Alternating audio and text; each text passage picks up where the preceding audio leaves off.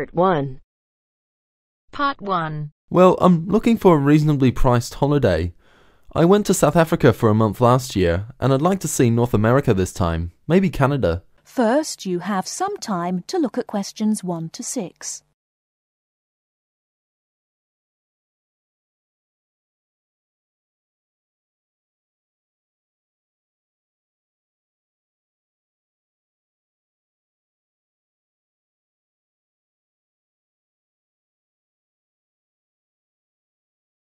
Listen carefully and answer questions 1 to 6.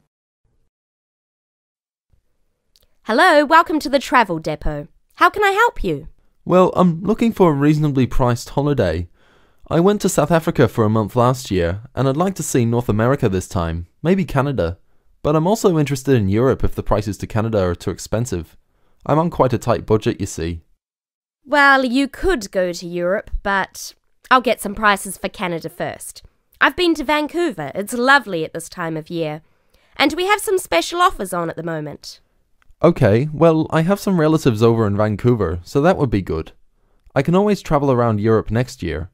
Besides, it may be a bit too hot for me at this time. Right, let's have a look at some prices then. When would you like to go? Sometime at the end of next month if possible, but I'm quite flexible any time between the 24th and the 31st. I'd like to go for 3 weeks. Well, there's lots of availability for those dates. Now, if you're concerned about the cost, it's cheaper if you don't mind not flying direct. Sorry, what do you mean? Well, if you don't mind changing planes, then it's cheaper. Oh, well, I don't mind changing planes. In that case, the cheapest flight I have leaves on the 25th and changes in New York. It's only a short stop. You'll be in the airport for 2.5 hours. How does that sound? Sounds good, but what's the price? That's £412 for a return flight, but that doesn't include airport tax. Would you like to arrange any accommodation? No, I have a cousin I can stay with. All I need is the flight, so I think I'll take that one. Right, I'll just check availability for your return. 3 weeks, did you say? Yes, that's right. Okay, well, there are seats available on the 14th or the 15th. Which one would you prefer? The 14th sounds good. Yes, from the 25th to the 14th sounds fine. I'll reserve that for you then. Can you tell me your name, please? Jim Jackson. Is that Jackson? That's right. And can I take an address and contact number? Yes, it's 10 Allen Road, Oldham. Do you want a home number or my mobile? Either's fine. Well, my home number is 0151 433 398. Okay, so you're booked on flight number VN217 to Vancouver, leaving London Heathrow at 11:35 in the morning on the 25th and returning on the 14th. So that's 20 nights. Now, one more thing.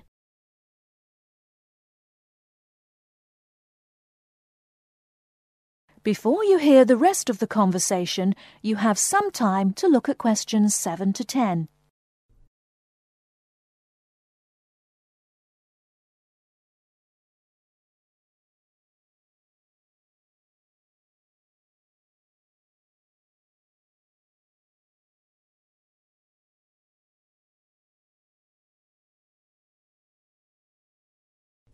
Now listen and answer questions 7 to 10. Now, one more thing. Do you have any travel insurance? We recommend all our clients take out some kind of cover, even though most people don't end up needing it. Most people have it just for peace of mind. Well, what type of cover do you have? There are 2 choices, the Gold Star and the Silver Star. Our most comprehensive cover is the Gold Star, which will cost £21 for the period you are away. It's a good policy because it covers almost all eventualities, even extreme sports such as snowboarding and skydiving. What about the Silver Star? That's £18, but it doesn't cover you for any dangerous sports. Well, for £3, I think I'll take the first one. The gold cover, please. Right, and is there anything else I can help you with? Well, do you have any information about what to do in Vancouver? Yes, I'm sure there's something on the computer that can help. Yes. There's a Shakespeare play at the theatre, but at $54 it's quite expensive. That starts at 8 p.m. The City Museum is really popular too, if you like that kind of thing. They have a special exhibition of Japanese armour next month. Entrance is free and the museum is open from 9 to 4:30, Monday to Saturday. Would you be interested in either of those? Oh, well, maybe. Well, I'm sure you can arrange that when you get there anyway. So it's the flight and the Gold Star insurance. That's £433 in total. Can I pay by Visa? Yes, of course. If you start...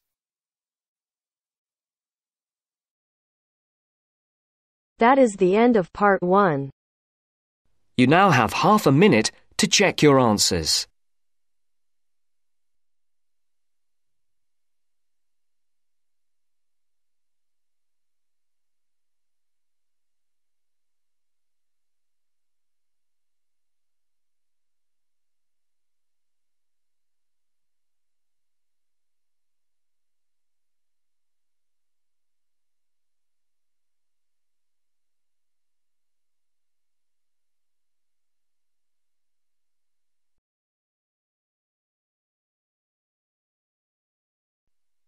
Now turns to part 2. Part 2. You will hear a speech given by the head of a company to some new employees. You have 30 seconds to look at questions 11 to 16.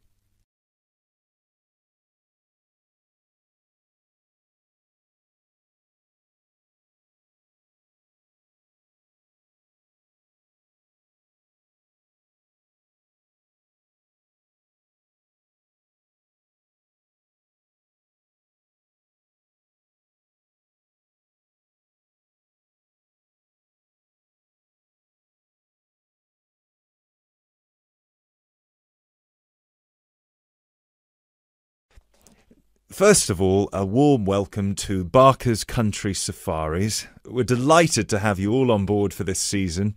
I know you've all been told a bit about the company when you had your job interview, but I thought it would be worth telling you a bit more about ourselves. Barker's was set up 10 years ago by myself, John, and my then girlfriend and now wife, Nancy. We started it initially just as a hobby. We felt that there was a good opportunity to share our love of the countryside in this part of the world with the many visitors who come here. As you know, most people come for the beaches in the summer, but there is so much more to the region, and this is what we wanted to exploit. Nancy and I were born near here, and as teenagers we went climbing, kayaking, whitewater rafting, potholing, and just straightforward walking. This district is in our blood, and we love it. While we were still at university, we started taking small groups of visitors out into the national park in Nancy's brother's old Land Rover. We'd drive them around the back lanes and into the forest. We'd also organise rock climbing tours for friends of friends.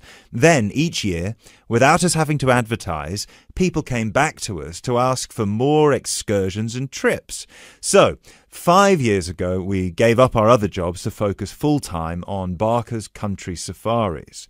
Now, 2 years after that, we set up the activity tour part of the business, and 1 year ago, we expanded into organising activities for school groups during term time.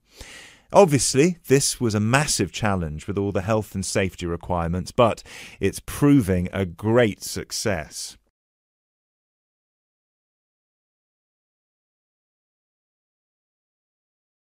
You now have 30 seconds to look at questions 17 to 20.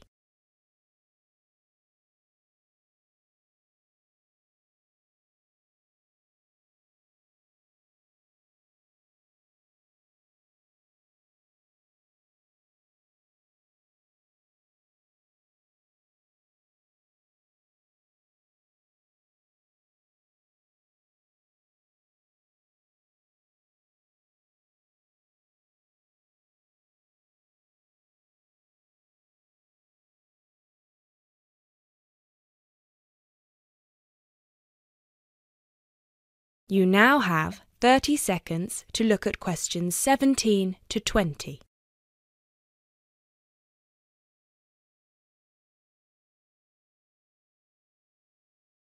Anyway, we'll certainly not be dealing with school parties during the summer holidays.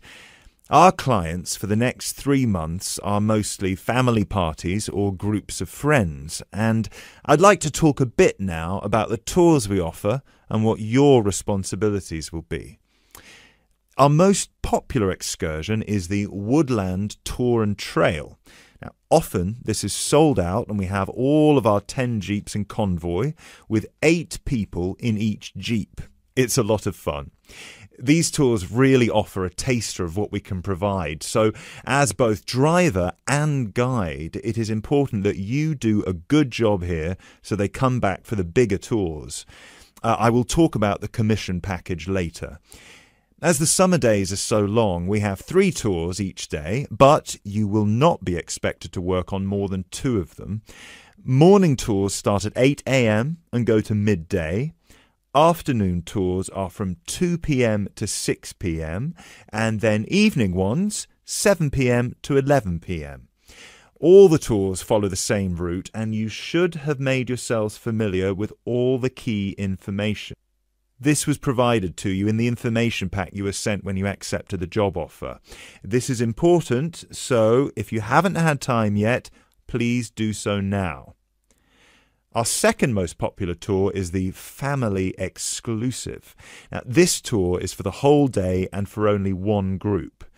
Usually it is just 1 jeep, but sometimes there are 2 if the party is large.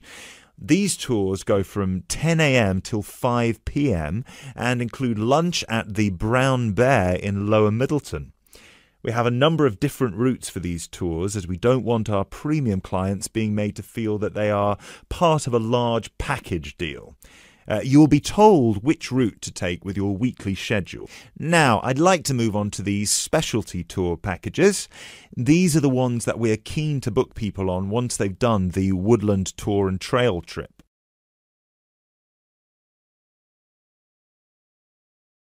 That is the end of part 2. You now have half a minute to check your answers.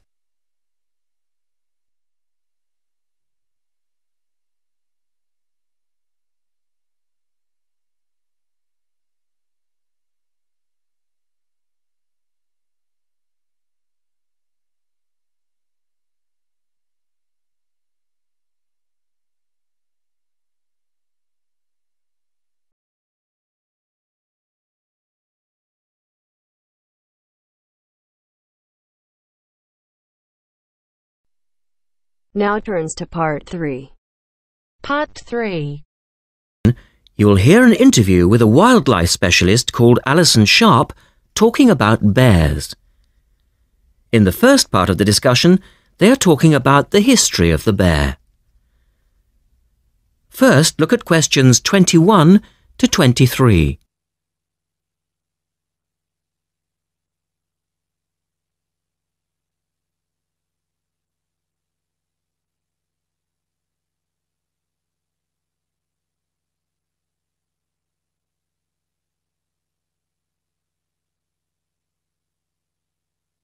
Now listen to the first part of the interview and answer questions 21 to 23.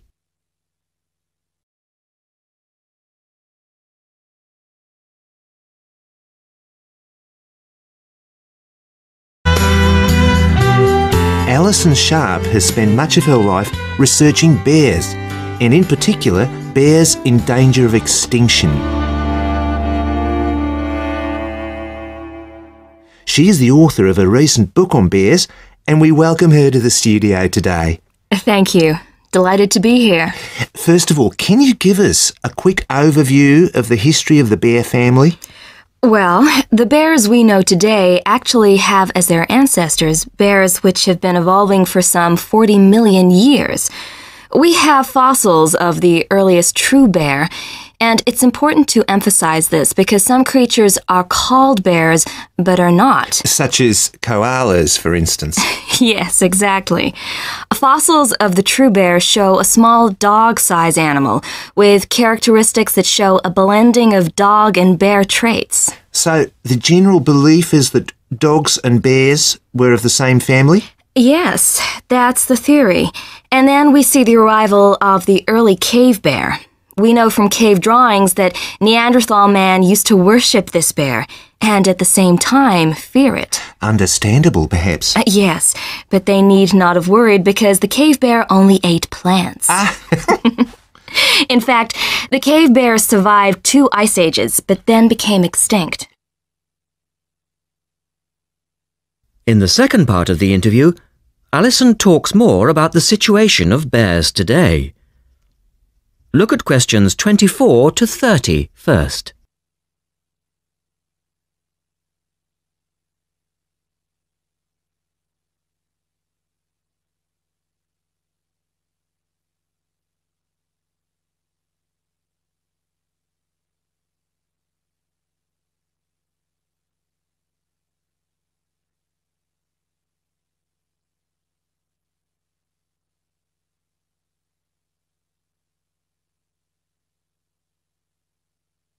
Listen carefully and answer questions 24 to 30. So, how many bears can we find today? And are any of them in danger of extinction? Well, I'll answer your first question first. There are 8 species of bear in all, among them the American black bear and the brown bear, from which evolved the newest species of bear, the polar bear. So, how old is the polar bear? Oh, he's a relative newcomer, just 20,000 years old. And could you tell us a little about them? Which is the largest bear, for instance? Well, the largest bear existing today is either the polar bear or the brown bear. Right. Don't we know? Well, it depends which criteria you use. The polar bear is the heaviest. The male weighs up to 1,500 pounds, but his narrow body actually makes him look smaller than the much more robust brown bear. So, the brown bear appears the biggest? Yes. And the smallest? Well, the sun bear is the smallest of the 8 species. They only weigh between 60 and 145 pounds. That makes him a comparative junior. Yes. And then next we have the so-called giant panda. But that's a small bear too, comparatively speaking. And are all bears meat eaters? No, not at all. In fact, the giant panda is almost entirely herbivorous, living on a diet of 30 types of bamboo. Yes, of course. Pandas are famous for that. And another interesting bear is the sloth bear, which eats insects, particularly termites. He can turn his mouth into a tube and suck the insects out of their nests. So, going back to my second question, are bears really in danger of extinction? Yes, indeed, they are. The sun bear in particular, as they've been hunted almost out of existence. And the habitat of the panda is also being reduced on a daily basis. Can anything be done to reduce the threat to these endangered species? I know, for instance, that it's very hard to breed bears in captivity. Yes. Well, I think that by raising people's awareness generally, we can reduce conflict between humans and animals, to stop the slaughter in parts of the world where bears are still hunted, supposedly in self-defense or to protect livestock, but often quite unnecessarily. And we can also encourage governments to preserve the natural environment of the bear, rather than allow the areas where they live to be systematically destroyed in the name of progress. Yes, of course. And in addition to these global efforts, all profits from the sale of my book will go toward the United Nations Bear Protection Program. That's wonderful. And with the news coming up, thank you for your time, Alison, and best of luck with the book. Thank you very much.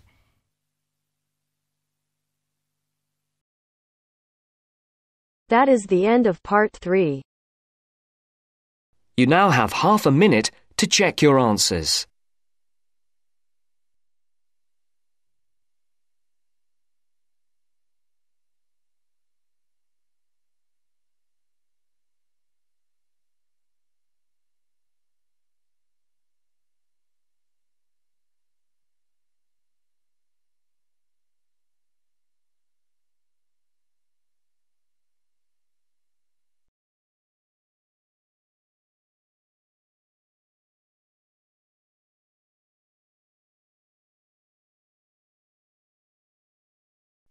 Now turns to part 4.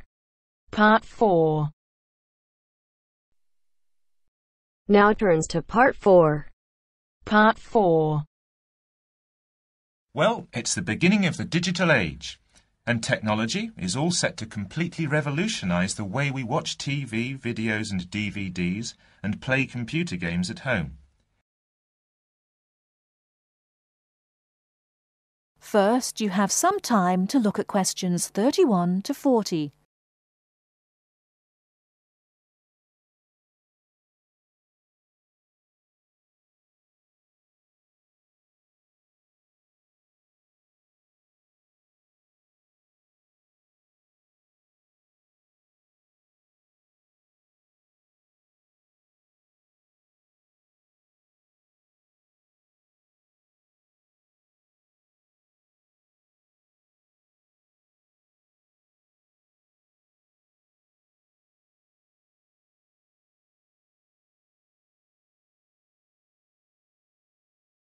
Now listen carefully and answer questions 31 to 40.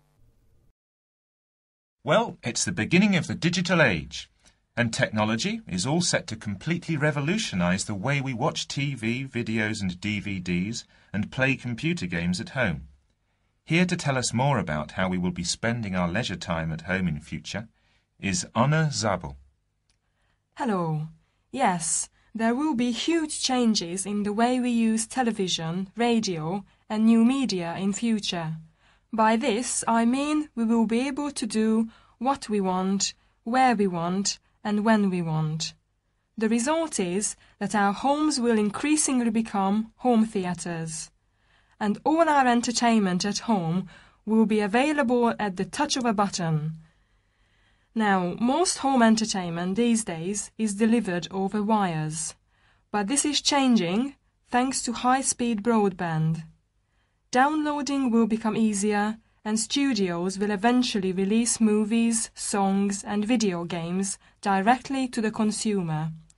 So, for example, instead of a film opening on the big screen and eventually appearing on television, video and the internet, it can appear in all formats at once. This means that we will have more choice and control over the media we use. So, how will we use this media in our homes in future? There will be big changes in how we watch video and television. Several research groups and companies are trying to add depth to TV and other video displays in the form of a third dimension. So television and video screens will have depth. What do you mean by depth exactly? Do you mean 3D, like a hologram? That's right. When we say that a hologram has 3 dimensions, it means that we can see not only up and down and left and right, but forwards and backwards too. When we talk about dimensions, we call forwards and backwards depth. So when we say that a hologram has 3 dimensions, it means we can see up and down and left and right, just like a picture or photo. But we can also look into the hologram because the image it contains has depth. So instead of watching films on a flat screen, we will be watching them in 3D? Absolutely. Well, as we live in a 3D world, we shouldn't really be watching television and films in 2D, and the technology to make this happen is already there. 3D screens are being developed which can be placed throughout the house, even in busy areas of our homes like doorways and halls. Now, these screens appear to float in air. So in the future, 3D holographic images will be sent into our homes and we will be able to experience the action as if it is taking place right in front of our eyes. So, the action won't just look real, it will be real. Incredible! How does this technology work? Well, to get true 3D, each of your eyes has to see a slightly different image. 3D screens interweave multiple images in vertical stripes using special coatings and filters built into the screen. This means that each eye sees a different set of stripes. These screens are called lenticular screens. Now, these screens are easy to produce and some laptop PCs and cell phones already have them. However, lenticular screens do have one disadvantage. The strain on the eyes and brain of putting together a 3D image from two flat ones can result in headaches and dizziness. But a few companies have developed a hologram 3D display which does not cause these problems. Instead of building images, then leaving them to the brain to put together, holograms create a whole image that reaches the eye exactly the way light from a real object does. You can even walk part of the way round a holographic image to see side and back views, just as you would do if the object was right in front of you. Twin holograms will let a couple watch two different programs on the same screen, even if they sit next to each other on the living room sofa. So no more arguing about which program to watch. That's right. Patio screens are being developed too. Patio screens? What are they exactly? Well, a patio screen is a big inflatable screen, which means you can take it outside your home and watch a film in your garden. Some patio screens are even equipped with DVD players, and some new ones may even have a wireless connection. Amazing developments there. Well, join us after the break when we will be talking. That is the end of part 4.